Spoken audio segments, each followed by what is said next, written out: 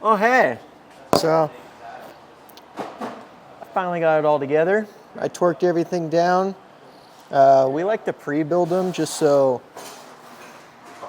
when we pull it all apart, it's all together and we can just slap it back in when we need to. So, as far as this is all done. The only things I think we need is steering and maybe a sway bar. I don't know.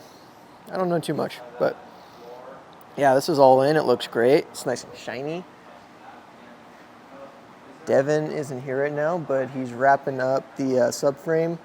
So get that done, and then I can put the car up and kind of work on the rear suspension, the cradle. I got to modify a little bit, so that's what's going on today. I'm just wrapping up the other side, get the brake caliper back on, and then I think I'm good for now. Then we can mock up wheels and figure out what size we want to do and all that. So the power's out, but we're not stopping. We got stuff to do here, including fitting these tires. So on Ty's Mustang here, we did a Detroit Speed mini tub kit. We also moved all the link bars inboard. We're using a Ride Tech suspension 4-link on this, just to keep it consistent with the front suspension, which is Ride Tech. We got the narrow Dutchman 9-inch in it, which is our standard go-to, and the Willwood brakes. But so according to Detroit Speed, we can fit a 315 tire in here. Not the case. It does fit, but it is wedged in there. So we actually dropped it down to a 285, which is only about an inch narrower in this brand, but it's still plenty meaty. So yeah, we got 285. I think this is a 35 here. Yeah, 35. 18. So we also bumped up the wheel size to an 18 instead of a 17. You get more wheel options there. So we got our back spacing tool on right now. Setting it up for a 9.5-inch wheel, which is pretty common, and it's about 5.5-inch back spacing. So that keeps it pretty centered in there eyeball wise. We just pulled the coilovers off. That way we can run this up and down, make sure we're good clearance wise, and I give the specs over to the owner. He's going to order some wheels for this thing, and yeah, that'll be a big move. So today we got the body card out. It's out there. So after we verify all that fits and everything, we'll drop the rear end out, suspension out, take all the stuff off the front, put it on a cart, and then the whole bottom side and inside can all get sealed up, all the bare metal, and ready for reassembly. So stay tuned for that. It's exciting. Right now, I'm gonna make sure this tire fits. So hopefully it does.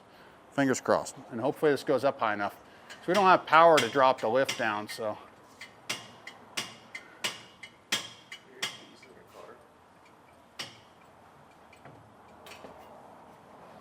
Ruining the shot, dang.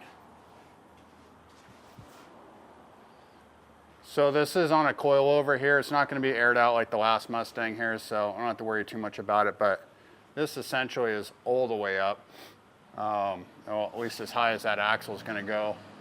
And so what we're looking for is make sure we're not taking out this lip on the side here. Ouch! Make sure we got room behind it. It's close, for sure. But I think it'll work. We got about 3/4 inch on the inside and about the same on the outside with the micrometers. But we'll take some more measurements, verify, peel this off, and get this thing ready for the next stage. Stay tuned. Good afternoon from the body shop. This is Preston. We've got Ty's Mustang here inside. The inside is Raptor lined.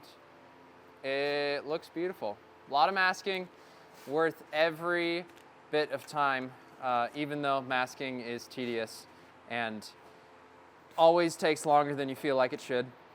We're getting it masked up to get the bottom raptored. I think you've seen some video, but got mini tubs, little floor pieces. If we go and look at the inside of it, you can see the tops of the braces that got welded in here to connect the front subframe to the rear, where it's got all sorts of new fun stuff underneath in terms of extra bracing, just to keep it a little bit more rigid with all the power that it's gonna get that it didn't have before.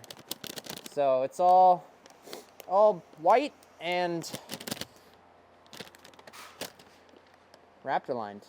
We opted to go with the body color Raptor liner, just because it looks a little bit nicer instead of just doing a base clear, just because that takes a little bit more prepping and a little bit more in terms of materials. So we mixed up some color that was real good and then went to town there, working on getting it masked up for the bottom.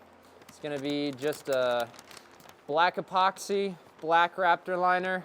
Really nice, really clean, super standard. Seen us do that before and you'll see us do it again.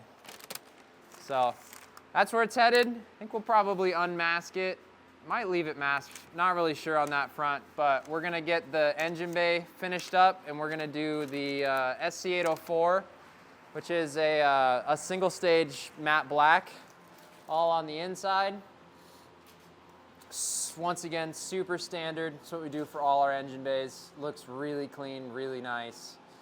It's a super nice product. Pretty much every time you spray it, doesn't matter the conditions, it always looks exactly the same and it's pretty good. I guess stay tuned for black underside and black engine bay. Well guys, it's Raptored. Got the underside all masked up yesterday and ended up being able to seam seal and spray it.